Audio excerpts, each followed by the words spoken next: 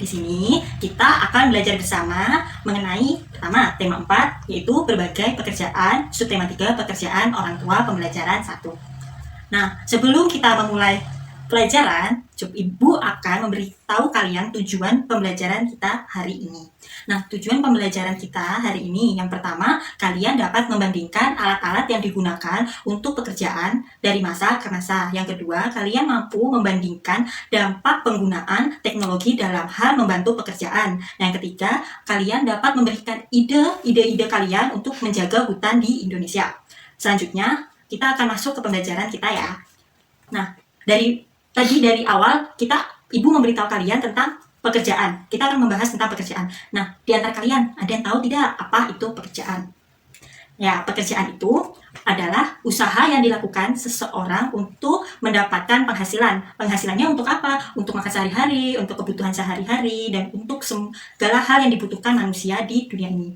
Nah, kalian ada tidak sih cita-cita pekerjaan yang akan kalian lakukan? Coba pikirkan apa cita-cita pekerjaan yang ingin kalian lakukan.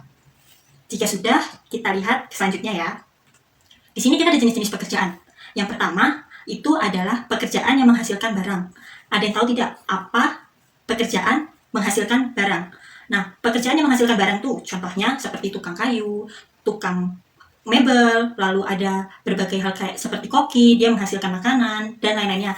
Cita-cita kalian termasuk menghasilkan barang bukan? Coba kita pikirkan lagi ya. Yang kedua, pekerjaan menghasilkan jasa. Pekerjaan apa sih yang menghasilkan jasa? Ada yang tahu? Nah, Ibu kasih tahu ya, pekerjaan yang menghasilkan jasa. Pertama, seperti guru, tukang becak, supir, tukang cukur rambut, dan lain-lainnya. Selanjutnya, Ibu akan mengajak kalian lihat gambar. Nah, yang pertama, itu ada gambar koki. Yang kedua, ada gambar nelayan. Yang ketiga, ada gambar peternak. Yang keempat, ada gambar petani. Yang kelima, ada gambar tukang kayu. Nah, kalian tahu nggak sih apa pekerjaan dari tukang kayu? Pekerjaan tukang kayu adalah untuk membuat perabotan-perabotan yang kita gunakan yang terbuat dari kayu. Contohnya seperti apa? Ayo, ada yang tahu? Ibu akan memberitahu kalian. Yang pertama, contohnya seperti meja kayu di rumah kalian. Yang kedua, kursi-kursi. Yang ketiga, bisa seperti patung, pahatan-pahatan kayu. Yang keempat, lemari-lemari di rumah kalian yang terbuat dari kayu. Ada yang tahu atau tidak dari mana tukang kayu mendapatkan kayu yang mereka pakai? Ada yang tahu? Betul, tukang kayu itu mendapatkan kayu-kayu dari hutan-hutan di Indonesia. Nah, nanti kita akan mempelajari dari mana sih tukang-tukang kayu itu mendapatkan kayu-kayu tersebut dan bagaimana cara tukang kayu untuk membuat bahan-bahan yang dia gunakan. Sekarang, Ibu akan mengajak kalian alat-alat apa yang digunakan tukang kayu untuk membuat mebel-mebel atau meja-meja, kursi-kursi atau pahatan-pahatan yang ada di rumah kalian tersebut. Nah, yang pertama seperti gambar yang kalian lihat itu ada gergaji, palu, kapak, penghalus kayu, terus seperti tang, obeng, lalu ada meteran, cat dan sebagainya. Sekarang kita akan berpikir, zaman dahulu tukang kayu menggunakan alat-alat yang sangat sederhana seperti kapak, palu, gergaji yang dilakukan menggunakan manual. Seperti palu digunakan seperti ini, tuk tuk tuk tuk tuk. Gergaji menggunakannya harus memakai tangan seperti ini. Lalu sekarang memakai apa? Nah, sekarang Ibu beritahu, palu.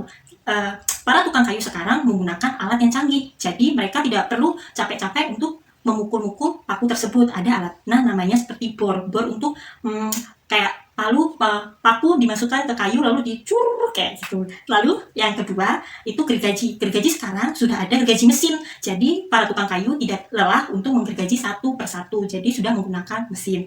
Nah, sekarang kita lihat bagaimana proses pembuatannya.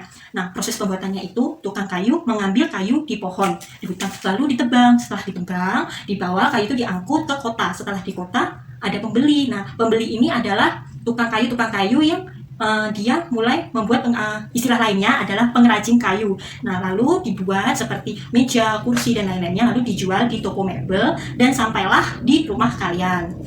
Lalu, di manakah tukang kayu mendapatkan pohon-pohon tersebut? Nah, seperti tadi Ibu di awal, tukang kayu mendapatkan kayu-kayu itu di hutan. Salah satu hutannya adalah hutan di Kalimantan. Dahulu kala, hutan di Kalimantan itu sangat lebat, sampai Kalimantan dapat disebut sebagai paru-paru dunia. Namun, apakah kalian tahu sekarang Kalimantan bagaimana sih kondisinya?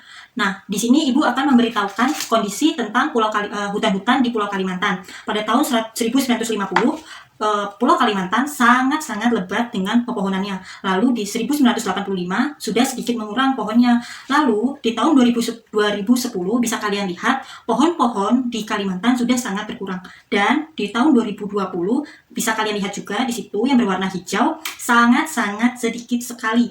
Berarti bagaimanakah kondisi hutan di Kalimantan saat ini? Bisa kalian perkirakan, bukan? Lalu, bagaimana seharusnya sikap tukang kayu dan sikap kita? Dan bagaimanakah cara kita untuk menjaga hutan di Indonesia agar tetap lestari?